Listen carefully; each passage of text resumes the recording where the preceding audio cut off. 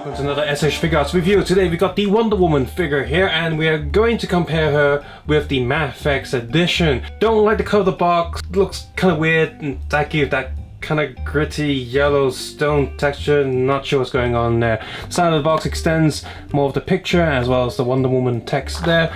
One side of the box, this is much better, like this artwork much better than the rest of the box art. Top of the has a Wonder Woman logo, and on the back mostly copyright and warnings and issues and stuff, but on the top here you get a few images of the figure itself. In the box we have the instruction sheet, of course. We have a questionnaire sheet for a chance to win something, I suppose, and another piece of paper advertising the rest of the Justice League Figuarts. Unite the SH Figuarts. And on the back they have the latest advertisements for Superman and the Flash, because these are the next two to come out. I'm not sure when Cyborg or Aquaman are coming out, but I look forward to Aquaman. Not really a fan of Cyborg, but I might pick him up. Opening page shouldn't be too bad, not too much that's going to fly out, and here's a quick look at what is inside the tray. So, apart from the fist already attached to Wonder Woman, she also has two spray open hands and two item holding hands that are used for holding her sword, shield, and lasso of truth. She also has a secondary, slightly more aggressive facial expression. She has the sword, the shield, the lasso in a tied up position that goes onto her belt, as well as the lasso in open position, so you can pose her throwing it at someone or trying to tie someone up. So with the hands, we have flat open hands for the SH Figuarts, but more relaxed way open hands for the Mafex. And they both have item holding hands, but Mafex has two pairs of item holding hands because one's slightly a looser grip, so she can hold on to the shield, one's a more tighter grip that holds on to the whip. One pair has a tighter pair of hands that holds on to the lasso of truth. The Figuarts has no issue holding the shield or the lasso, so it doesn't need the extra pair of hands. The sword and shield, of course, are based on different movie versions of them, so depending on which movie design you liked more, I actually think that the shield from the Wonder Woman movie is nicer than the Justice League one, but the Justice League sword has a nice blue handle, so I like that a lot. Both of these swords are easy to snap, but they made them with slightly durable plastic, so they're both okay. In terms of the lasso, I like the more tied up version. The circle one from Mafex just kind of sucks. The tied up version on the SH Figuarts actually makes more sense, and the transparent plastic one for the Mafex one is A, too short. They've curled it up too much, and B, the transparent plastic also has plastic runoffs that you need to cut yourself, which is stupid. And if I'm gonna do any sort of glowing effect, I'm gonna do that on Photoshop or something. Making it transparent doesn't make it glow, it just looks transparent. So I prefer the SH Figuarts lassos more. The Mafex head has a replaceable head instead of just a replaceable face. Both of them are more aggressive expressions. And at first you might think, okay, it's much easier just to remove the entire head, where instead of what Figuarts have done, where they actually have a face piece that you remove the hair piece, remove the face, and then plop the hair piece back on. But there is actually hair articulation on the Figuarts that's missing from the Mafex. Mafex just has a solid, single, soft, rubbery piece. So yeah, the Figuarts win there again. Now the all Mafex figures come with a stage, so of course that wins for the Mafex. So yeah, so in terms of overall accessory, it really comes down to, do you want the extra stage, and which version of the shield and sword do you like more? So me personally, I'm gonna side with SH Figuarts here, but I completely acknowledge that this is completely just more of a personal taste. I like the Figuarts sword more, I like the Figuarts lassos more, and I like what they've done with the hair articulation. So yeah, I'm gonna say right away, the Figuarts beats the Mafex by miles. If you saw my Mafex review of this figure, you know I was not happy at all. So let's just start with the coloring. The Mafex one, they didn't even bother painting the plastic skin. So what you have here is something that looks, well, like plastic, because they didn't paint it. Whereas the Figuarts one, they tend to mold it in a certain color and then paint over it. So it actually looks like skin. The rest of the coloring on the suit also feels more cheap and toyish compared to the Figuarts. The Figuarts looks more botanic and actually has a shine to it where you should get, whereas the Mafex one, everything looks dull and flat. The overall paint job on the Figuarts is much nicer as well. There's less inconsistencies and less drawing out of line compared to the Mafex, especially when you look at the Mafex face. Yes, both of them don't look quite like Gal Gadot, but I've seen people doing makeup on the Figuarts and make it look almost like just like her. So I think it's just a poor print job and not the molding itself, whereas the Mafex one looks just like she has liver problems because she's got a yellow face. The tiara on her forehead is also much more defined on the Figuarts. It's just the overall paint job and the overall molding is much nicer. There's actually issues here and there, just bad molding on the Mafex overall.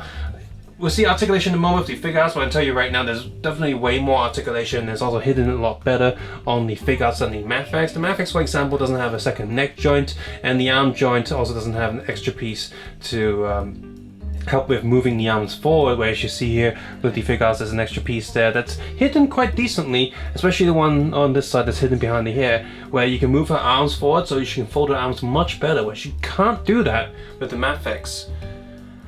And yeah, the strap there also fits much more tight, much more snug on the Figuarts. It's just sort of floating about. And this figure has the issue of the skirt like moving up when you're moving her legs, whereas this skirt is actually glued down, so it doesn't do that. It doesn't have that problem. So here we have the articulation. Like I said, you got the double neck joints. You can look down, you can look up, sideways, and quite a lot of rotation, but the hair does get in the way for the most part. Her hair is a slight, isn't that soft, but there is articulation with the hair piece, so that's something there. Oh. So yeah, this one's actually got like a separate piece here, moves about just a little bit. So there you go. Like I said, the shoulder has a double joint there, and this piece just sort of moves out the way, so she can move her arms forward, so she can move her arms up. Full rotation there, and she got a lower arm rotation here, full rotation, single elbow joint there, and hands on the ball peg and swivel. The torso can go quite far back, quite far forward, and sideways, so it's double ball joints there. Leg goes up. Does it come down? Nope, it's a holder style Figuarts joint up. Double knee joint goes out sideways, sideways, butt, and feet toe joint there, full rotation here. And if you want her feet to rotate sideways, you just have to bend that into the right direction. Be careful not to snap it. This Figuarts version of Wonder Woman is pretty good. Now, under certain angles, the head does look like Gal Gadot, but from straight forward, it just looks really pale. And yeah, like I said, with a little bit of makeup and stuff that people have done on the figure, it looks really like her. But at this price point, honestly, you shouldn't have to do that. Unfortunately, at this scale, this is the best looking Wonder Woman in terms of likeness. So, oh well, wish they could have done better, but they haven't. That's annoying.